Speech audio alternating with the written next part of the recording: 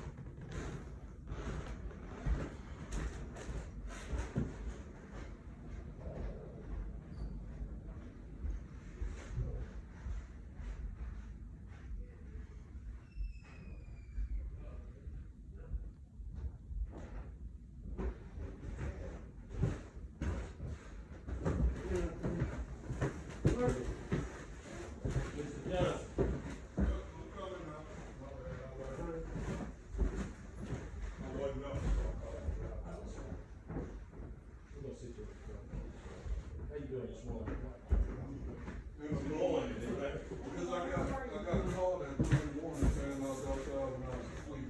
But then I got another one at 8. We're gonna switch the beacon around, alright? So, all I need you. No, I got you. Shit.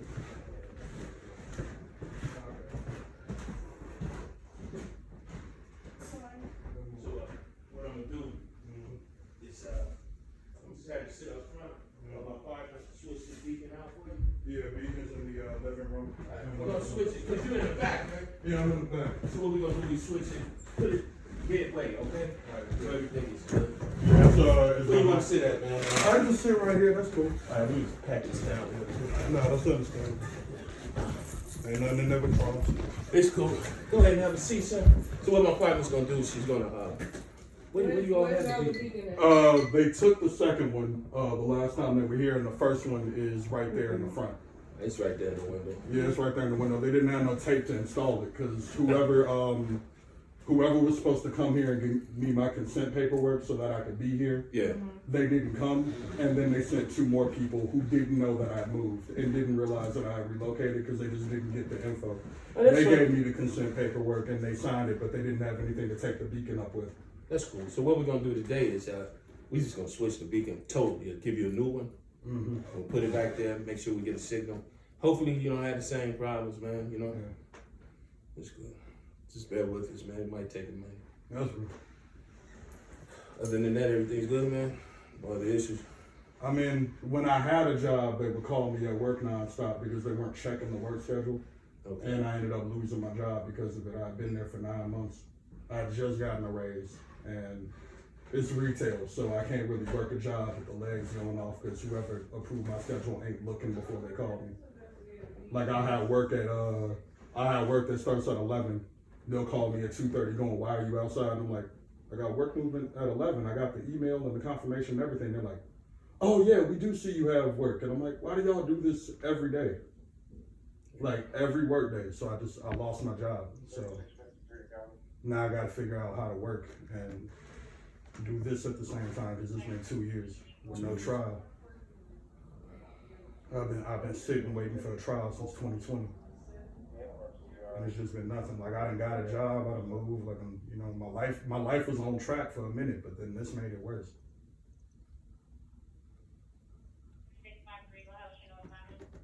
Like the job was the last straw. That's the only thing I had going for me. And then the prosecutor started using the false alarms in court, which is why I started putting security cameras in my house so I could like show the judge. At 2:44, when you said I was outside, I was right here. You're actually in the house, yeah. I feel you. So it's been nonstop, like the prosecution using it.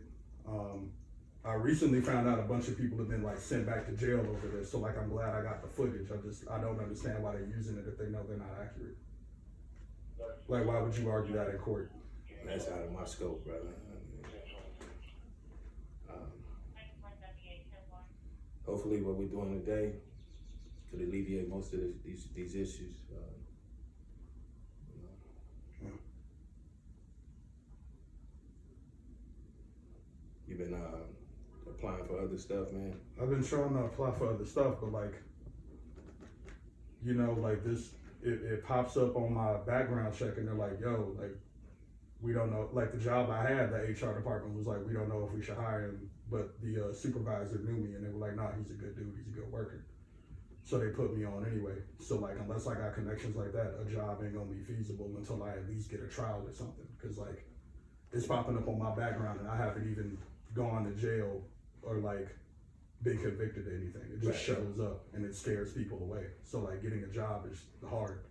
Like we in a pandemic, jobs are already like difficult. And then I got a thing on my background that I can't do nothing about because county hasn't decided to do anything about it yet. So like whatever they do, they need to pick something. Because subsisting on house arrest for 2 years, not being able to get a job, and then when I get a job, they call me at work every day. It ain't feasible. Yeah, I can understand, man. It could be frustrating, you know. Especially because I did what the judge said. The judge said if I get a job, he'd take me off because it's been more than a year with no trial, and then he changed his mind. You got a new judge, or it's the same one? I have a new judge now, but it was the judge, but I got the judge that put me on house arrest in the first place. And he just put everybody that he saw in his courtroom on house arrest that day. Like pre-trial told him he's got no record. He's almost 30. He's never gotten in trouble. We don't have to put him on house arrest. Not a flight risk. He did it anyway because he put everybody in his courtroom on house arrest that day. Wow. That's just what he does. Like that's his MO. So that's not a rumor. It really happens like that. Yeah. It's just house arrest continuation, house arrest continuation, house arrest continuation. And then the prosecutor using the false alarms to argue that I did stuff that I didn't do.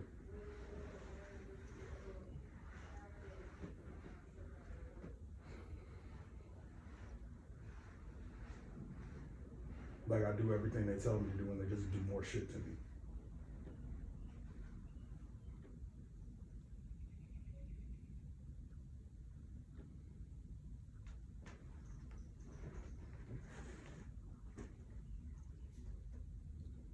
This will only be a few more minutes, man. We'll get out your head, bro. Yeah, that's fine.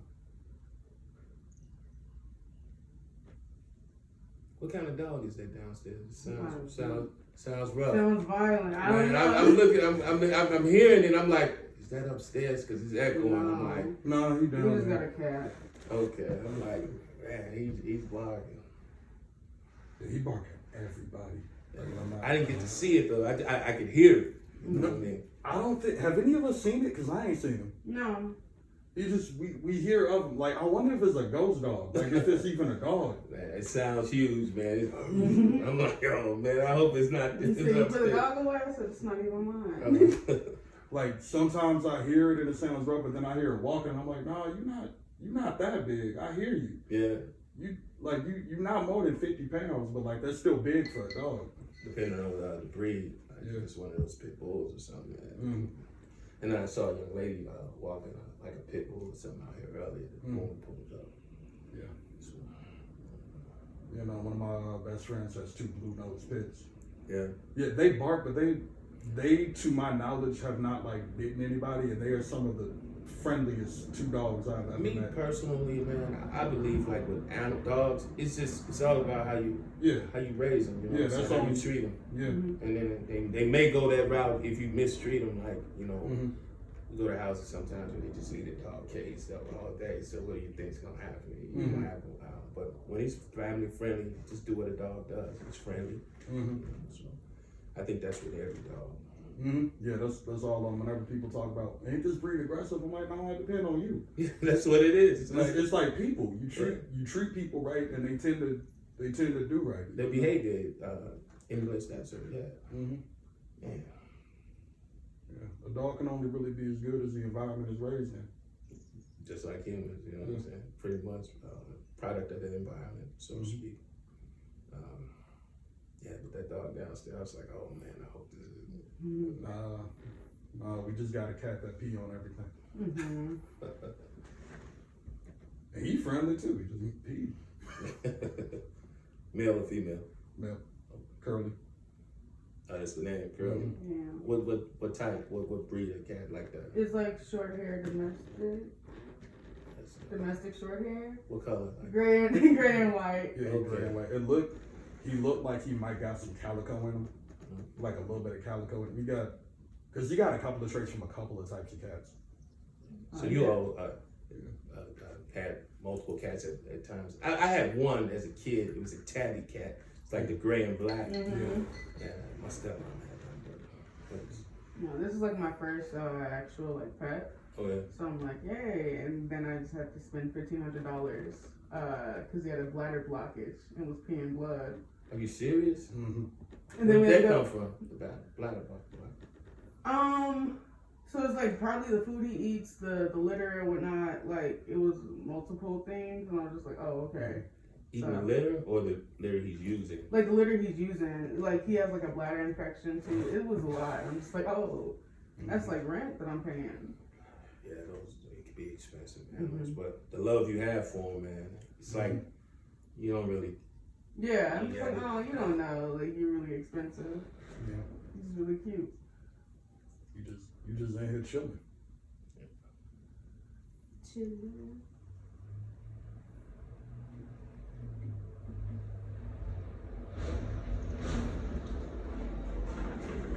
I had a friend who had some type of bird, some type of parrot named Mochi. And Mochi was real friendly. He would sit on people's hair. A parrot? Yeah, some type of parrot, and it would sing. And once Mochi got comfortable with a person and saw them like more than once, he would like make songs for every individual person. So he would sing a different thing depending on When who you he say saw. sing, you mean like bird chirping? Like sing? bird chirps, yeah. He Okay. would create specific chirps for specific people. Really? Yeah, it's so I guess that's how he recognized you. He'd be like, oh, this person, this is the noise I make when I see this person. Yeah, it was real interesting. They are way smarter than people know. Okay. Parrots. Yeah, no, birds are way smarter than people know because I think ravens have figured out how to use tools recently.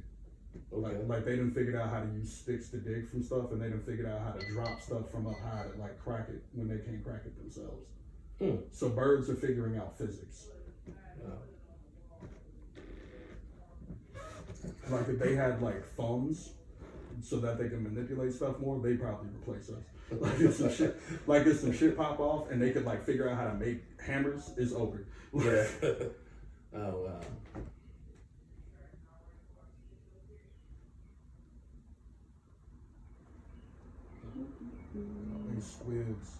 Squids and octopuses are smart too. Okay. Yeah, I watch a lot of nature documentaries. Ain't nothing else to do. So, Hey, that could be interesting, man. Yeah, I feel it on that one. yeah, like I be in the crib watching Planet Earth. I'm like, damn, I ain't know. The one with Will Smith? Not that one. I was watching the one with David Attenborough, but I heard about the one with Will Smith, and apparently there's one on Netflix that's narrated by Obama. Really? I Yeah. didn't hear about that one. That one popped up. I want to say last month when I first moved here. That one popped up. It was like, yeah, narrated by former President Barack Obama. Obama got a nature show. I'm gonna have to check that out tonight when I get home, man. We'll Yeah, see. that was on Netflix. Yeah, they were talking about that one. I didn't know Obama had a nature show. I mean, he probably gonna go the Snoop Dogg route and just start doing everything because he got the money to do it. Yeah, Snoop is into everything now. You know, Snoop, Shaq too. Shaq do everything. Like they just get bored and they're like, I can afford a hobby, and then they just pick something up and then start doing it. Yeah. I wish I could afford to buy a record label and just play it. Mm-hmm. Yeah, Shaq done figured out how to DJ, and I didn't know he was DJing before because I grew up late in the Lakers era, so I didn't know that he had an album in the '90s. Like I had no idea that Shaq made music. How old are you? I'm 27. Oh yeah, you wouldn't have known that. Yeah, I missed it. Shaq used to, and he had nice albums. He did songs with Biggie Smalls. Like he's probably the only NBA star. Allen Iverson tried it too. And Kobe had a song out once. But Shaq was like one of the real hip hop dudes. He did a performance on Living Colors. It used to be a group called the Fooshnickers. Mm-hmm. He did that. He did a song on Biggie Smalls album, I think. Mm-hmm. Shaq was on the man. Yeah. You know, Shaq had it. Yeah, so he was like, because he was so young in the NBA, he was a hip hop kid. You know what I'm saying? He was into all that, man. Yeah, it's a killer. Yeah. No, I remember they had that dance group, the Jabberwockies, the ones that pop lock and they got the masks on. They came for a halftime show when Shaq jumped out there and started dancing with them, and he's keeping up. And I'm like, Shaq? Yeah. Shaq Shaq used to get out. Man. Shaq out there doing the work. Like, Shaq out there. And on this is like mid-2000s. I'm like, Shaq? And for him to be so huge, it's like everything goes perfect with him. He doesn't seem awkward when he's doing it. It's a really big dude doing it, man. Yeah, he don't have a Terry Crews problem. Because Terry Crews can dance, but it looks scary when he do it. Yeah, Terry Crews. So, like, Shaq's just a big playful dude. Terry looked terrifying. Like, damn, Terry. Yeah.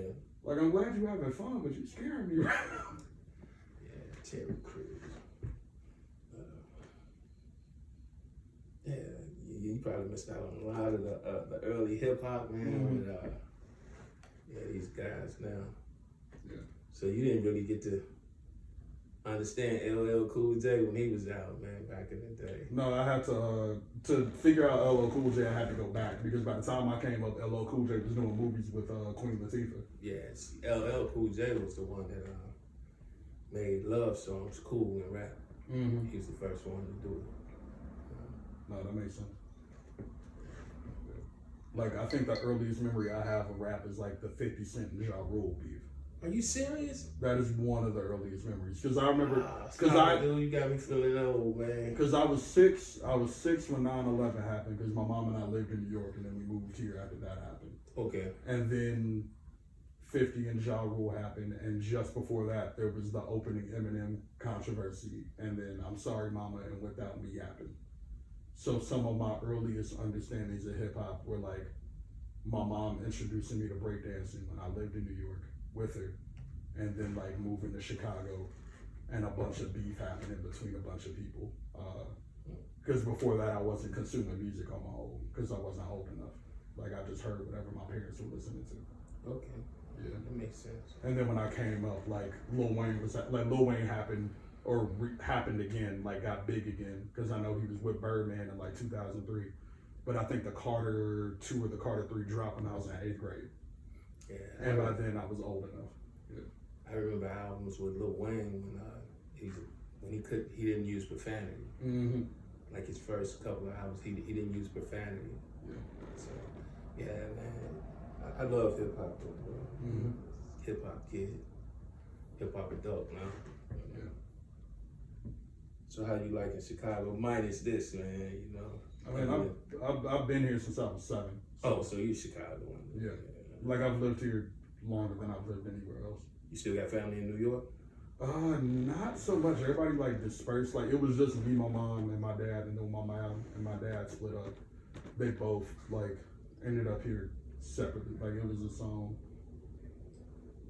long, complicated story. But like I still got extended family, like cousins and like play aunties and stuff. Okay. But most of my people are here because my mom grew up here. And my mom's dad moved here from Arkansas when he was, I want to say 5 with his family. So, Is your mom from the South Side? oh yeah, my mom's from I want to say 65th and Lucas. Are you serious? Yeah, that's where she's from. Oh, wow. Hey. Yeah, my grandpa went to Inglewood High School when it was still castle-like. And then I went there when they tore it down and then rebuilt it, and they had Urban Prep and Inglewood in the same building, but they split the hallways by color. Okay. Yeah. Wow. 75th and Lawrence, yeah. I mean 65th and Lawrence. Yeah, 60. So, one of those. Yeah, over there by Ogden Park. Mm-hmm. Yeah, mom went to Guggenheim over there. And then I think she went to Luther South on 87th for high school.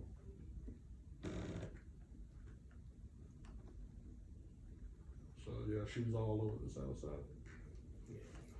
Chicago's a different place, man. Get you learn to love it. Yeah. See you all collect albums.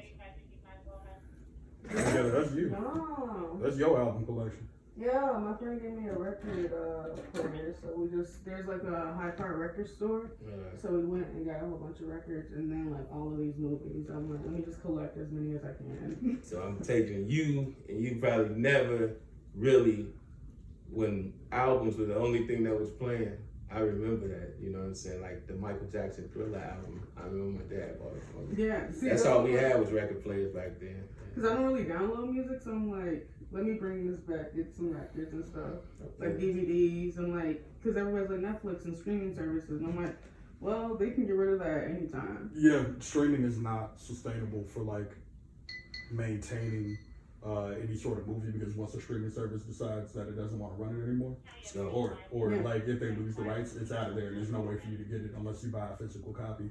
But like I collect video games and comics, and I'm the same way about those. Like I have a huge video game library in my room, okay. and I got a comic book collection that's like separated between like 8 or 9 boxes, like in this apartment now that I'm trying to find space for. And for stuff like that, I'm like, nah, like you need the physical media, because I remember around the time I was born, tapes were on their way out and CDs were on their way in, but they both like lived in a liminal space Okay. for a couple of years. So I have cassettes and I have CDs, and I have a huge music library that's like saved on a flash drive, because I've been moving my music library since I was 15, and I figured out how to like make zip files of like all the music I downloaded. So I've got songs that I've had since like I want to say 2007, like 2008. So I've got a good amount of music saved up, but like it's all digital. And my concern is like, what happens if my flash drive gets corrupted? Or like what happened, which is why I like have it in multiple places. Like I have a big hard drive with all of the music, and then I have flash drives with different parts of it. That way it's not centralized. That way, You could all, I can always have it. Because once your computer goes, that's it. You lose everything. Right? Yeah, you lose it all once the computer goes. Like once that computer's out, that computer's out. And I feel that way about movies. I definitely feel that way about video games. Just like I'm a Nintendo kid. Like I grew up on Nintendo. Okay. Which one? The first one? I had With the power pad? I had the GameCube. My dad had a Sega Genesis. Okay. One of my siblings, one of my older brothers, his family had a little bit more money, so he had everything. He had a PlayStation and a GameCube and an Xbox. He had it all. And then when I got older, I started like buying older gaming systems. So I have a Nintendo 64 back there. I gave my original PlayStation away to a friend of mine with all of my games, because I had like 140 games, but it was just taking up space. Yeah. But I have a lot of games, and I feel that way about games, because Nintendo don't save anything. Like they'll remake it and then like sell it back to you for $60, but like the old original stuff, you can't find it. Like those cartridges. Yeah, like unless you find the cartridges, like it's easier to emulate the game, and they don't like emulation, but they don't put nothing up on anything. Like they got virtual consoles, but like paying for the virtual console service is like $70 a month. Like if you want your Super Nintendo, your original Nintendo, and your 64, like on the Switch, it costs an arm and a leg. Like PlayStation's been cooler about it. Microsoft's been real good about it. They got everything on there. Like they got original Banjo-Kazooie from like '92 on there, and a bunch of other like older game systems. So they save everything, but like Nintendo doesn't save anything at all. They talk, if they can't make money off of it, they toss it. But they'll hold a franchise for like 20 years and not make a game for it. So it sounds like you should be trying to get you a job in like GameStop, but managing that, man. You got a lot of info, man, a lot of intel right there, bro. I do it, but like there's no guarantee they're not gonna call me every day. Like no matter where I work, they're gonna call me every day. Right. Yeah, because whoever worked the call center just don't look before they call. And I was told recently that they can't even see my whole profile until after they call me, which means some of it isn't preventable. Like they just can't see the schedule until after they've already disrupted my day. And like I done had customers walk away from me before in the middle of a sale, and I'm like, yo, I have a quota. You messing with my quota? Like that was gonna be number 4 of the 5th sale I had to get today. You done scared them off. So like I could see me doing like game history work, or like having one of them YouTube channels where people talk about it. Yeah. But like I don't think I'm ever gonna be able to work retail with this thing. I'm gonna be frank, it scared of white folk. it scared them. They don't want to work with you when they see it. Hopefully this will be over soon, bro. Get back to regular living. We'll see.